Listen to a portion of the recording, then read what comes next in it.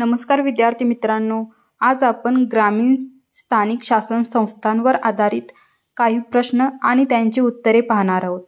त्यामधील आपला पहिला प्रश्न आहे प्रश्न क्रमांक 1। ग्रामपंचायत, पंचायत समिती व जिल्हा परिषद या ग्रामीण स्थानिक शासन संस्थांना एकत्रितपणे काय म्हटले जाते?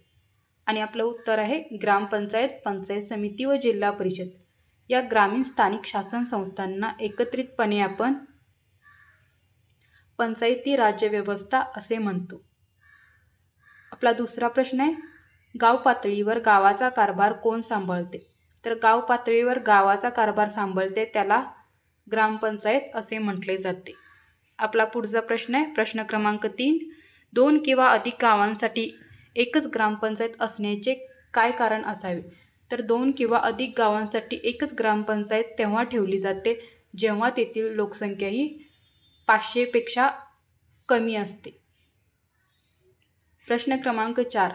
500 पेक्षा कमी लोकसंख्या असणाऱ्या 2 किंवा अधिक गावांसाठी एकच ग्रामपंचायत असते तेव्हा तिला काय म्हटले जाते? आणि उत्तर आहे जेव्हा 500 पेक्षा कमी लोकसंख्या असते आणि त्यावेळी 2 किंवा अधिक गावांसाठी एकच ग्रामपंचायत ठेवली जाते आणि तिला आपण काय म्हणतो? तर तिला आपण गट ग्रामपंचायत असे म्हणतो। आपला पुढचा प्रश्न आहे प्रश्न क्रमांक 6। ग्रामपंचायतीच्या निवडणुका किती वर्षांनी होतात? तर ग्रामपंचायतीच्या ज्या निवडणुका आहेत त्या दर 5 वर्षांनी घेतल्या जातात।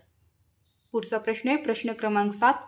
ग्रामपंचायतीच्या सभा कोणाच्या अध्यक्षतेखाली घेतल्या जातात? तर ज्या ग्रामपंचायतीच्या सभा आहेत त्या सरपंचाच्या अध्यक्षतेखाली घेतल्या जातात। प्रश्न क्रमांक 8। गावाचा विकास योजना प्रत्यक्ष राबवण्याची जबाबदारी कोणाची असते? आणि याचं उत्तर आहे गावाचा विकास योजना राबवण्याची जी प्रत्यक्ष जबाबदारी असते ती कोणाची असते? तर ती तेथील सरपंचाची असते। प्रश्न क्रमांक 9। सरपंच उपस्थित नसेल तेव्हा ग्रामपंचायतीचे कामकाज कोण पाहते? आणि जेव्हा सरपंच उपस्थित नसतो त्यावेळी ग्रामपंचायतीचे जे कामकाज आहे ते कोण पाहत असतो? तो उपसरपंच पाहत असतो। आपला पुढचा प्रश्न आहे प्रश्न क्रमांक 10। ग्रामपंचायतीचा सचिव कोण असतो? तर ग्रामपंचायतीचा जो सचिव असतो त्याला काय म्हटलं जातं? त्याला ग्रामसेवक असे म्हटले जाते। प्रश्न क्रमांक 11। ग्रामसेवकाची नेमणूक कोण करतो? तर ग्रामसेवक जो असतो ग्रामपंचायतीचा त्याची नेमणूक जिल्हा परिषदेचे मुख्य कार्यकारी अधिकारी असतात ते करत असतात। आपला पुढचा प्रश्न आहे प्रश्न क्रमांक 12। ग्रामीण भागात किंवा गावात राहणाऱ्या मतदारांची सभेस काय म्हणतात? तर याचं उत्तर आहे ग्रामीण भागात किंवा गावात राहणारे जे मतदारांची सभा असते त्या सभेस काय म्हटले जाते? तर ग्रामसभा असे म्हटले जाते। प्रश्न क्रमांक 13। प्रत्येक आर्थिक वर्षात ग्रामसभेच्या किती सभा होणे बंधनकारक आहे? आणि याचं उत्तर आहे प्रत्येक आर्थिक वर्षात ग्रामसभेच्या किमान 6 सभा होणे आवश्यक आहे। पुढचा प्रश्न आहे प्रश्न क्रमांक 14। ग्रामसभा कोण बोलावते? आणि याचं उत्तर आहे ग्रामसभा कोण बोलावते गाव पातळीवर? तर सरपंच बोलावत असतो। प्रश्न क्रमांक 15। ग्रामपंचायतीने सादर केलेला वार्षिक अहवाल आणि हिशेबावर ग्रामसभा चर्चा केव्हा करते? आणि याचं उत्तर आहे ग्रामपंचायतीवर सादर केलेला जो वार्षिक अहवाल आणि हिशोब असतो त्यावर ग्रामसभा कधी चर्चा करते? तर प्रत्येक आर्थिक वर्षाच्या पहिल्या सभेमध्ये ग्रामसभा चर्चा करत असते। प्रश्न क्रमांक 16। एका तालुक्यातील सर्व गावांचा एकत्रित विकास गटाचा कारभार कोण सांभाळते? आणि याचं उत्तर आहे एका तालुक्यातील सर्व गावांचा एकत्रित विकास गट जो असतो त्याचा सर्व कारभार कोण सांभाळत असते? तर पंचायत समिती सांभाळत असते। प्रश्न क्रमांक 17। ग्रामपंचायत व जिल्हा परिषद यांना जोडणारा दुवा असे कोणास म्हटले जाते? आणि याचं उत्तर असणार आहे ग्रामपंचायत व जिल्हा परिषद यांना जोडणारा जो दुवा आहे त्याला आपण काय म्हणतो? तर पंचायत समिती असे म्हणतो। प्रश्न क्रमांक 18। पंचायत समितीच्या निवडणुका किती वर्षांनी होतात? आणि आपलं उत्तर आहे पंचायत समितीच्या ज्या निवडणुका आहेत त्या ग्रामपंचायतीप्रमाणेच 5 वर्षांनी घेतल्या जातात। आपला पुढचा प्रश्न आहे प्रश्न क्रमांक 19। पंचायत समितीच्या सभा बोलावणे आणि सभांचे कामकाज चालवणे ही जबाबदारी कोण पार पाडते? आणि आपलं उत्तर आहे पंचायत समितीच्या सभा बोलावणे आणि सभांचे कामकाज चालवणे ही जबाबदारी कोण पार पाडते? तर सभापती पार पाडत असतो. प्रश्न क्रमांक 20. सभापतीच्या अनुपस्थितीत पंचायत समितीचे काम कोण पाहते? आणि आपलं उत्तर आहे जेव्हा सभापती उपस्थित नसतो त्यावेळी पंचायत समितीचे जे काम असते ते उपसभापती सांभाळत असतो. पुढचा प्रश्न आहे प्रश्न क्रमांक 21. प्रत्येक महिन्यात पंचायत समितीच्या किमान किती सभा होणे आवश्यक आहे? आणि आपलं उत्तर आहे प्रत्येक महिन्यात पंचायत समितीच्या किमान एक तरी सभा होणे काय असते? आवश्यक असते. आपला पुढचा प्रश्न आहे प्रश्न क्रमांक 22. विकास गटात करायच्या विकासाच्या योजनांसाठी पंचायत समितीला कोणाकडून अनुदान मिळते? आणि आपलं उत्तर आहे विकास गटात करायच्या विकासाच्या योजनांसाठी पंचायत समितीला अनुदान हे कोण देत असतं? तर राज्य शासन देत असतं. आपला पुढचा प्रश्न आहे प्रश्न क्रमांक 23. प्रत्येक जिल्ह्यासाठी किती जिल्हा परिषदा असतात? आणि आपलं उत्तर आहे प्रत्येक जिल्ह्यासाठी एक जिल्हा परिषद असते.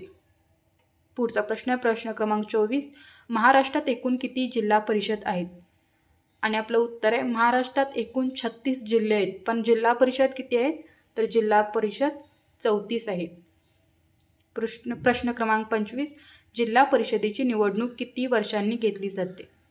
आणि आपलं उत्तर आहे ग्रामपंचायत आणि पंचायत समितीप्रमाणेच जिल्हा परिषदेच्या निवडणुका ज्या आहेत त्या दर 5 वर्षांनी घेतल्या जातात. प्रश्न क्रमांक 26. जिल्हा परिषदेच्या सभांचे अध्यक्षपद कोणाकडे असते? आणि आपलं उत्तर आहे जिल्हा परिषदेच्या सभांचे अध्यक्षपद हे जिल्हा परिषद अध्यक्षाकडे असते. प्रश्न क्रमांक 27. जिल्हा परिषदेच्या निधीतून योग्य तो खर्च करण्याचा अधिकार कोणास असतो? इथं आपला असणार आहे कोणास, इथं मध्ये तुम्हाला लिहायचं आहे. तर आपलं जिल्हा परिषदेच्या निधीतून योग्य तो खर्च करण्याचा अधिकार कोणाला आहे? तर जिल्हा परिषद अध्यक्षाला असतो. प्रश्न क्रमांक 29. जिल्हा परिषदेने घेतलेल्या निर्णयांची प्रत्यक्ष अंमलबजावणी कोण करतो? तर जिल्हा परिषदेने जे निर्णय घेतलेले असतात त्याची प्रत्यक्ष अंमलबजावणी करण्याचे काम कोणाचे असते? तर जिल्हा परिषदेचा जो मुख्य कार्यकारी अधिकारी असतो त्याची असते. प्रश्न क्रमांक 30. जिल्हा परिषदेवर मुख्य कार्यकारी अधिकारीची नेमणूक कोण करते? तर जे जिल्हा परिषदेवर मुख्य कार्यकारी अधिकारी असतो त्याची नेमणूक कोण करत असते? तर राज्य शासन करत असते. प्रश्न क्रमांक 31. 1992 मध्ये कितव्या संविधान दुरुस्तीने ग्रामीण शासन संस्थांना संविधानात स्थान दिले? आणि आपलं उत्तर आहे 1992 मध्ये जी 73 आणि 74वी संविधान दुरुस्ती झाली होती त्यानुसार ग्रामीण शासन संस्थांना संविधानात काय झालेलं होतं? स्थान प्राप्त झालेलं होतं. पुढचा प्रश्न आहे प्रश्न क्रमांक 32. ग्रामपंचायतमध्ये कमाल व किमान सदस्य संख्या किती असावी लागते? आणि आपलं उत्तर आहे ग्रामपंचायतीमध्ये कमाल म्हणजे कमीत कमी 7 आणि जास्तीत जास्त किती 17 सदस्य संख्या असावी लागते.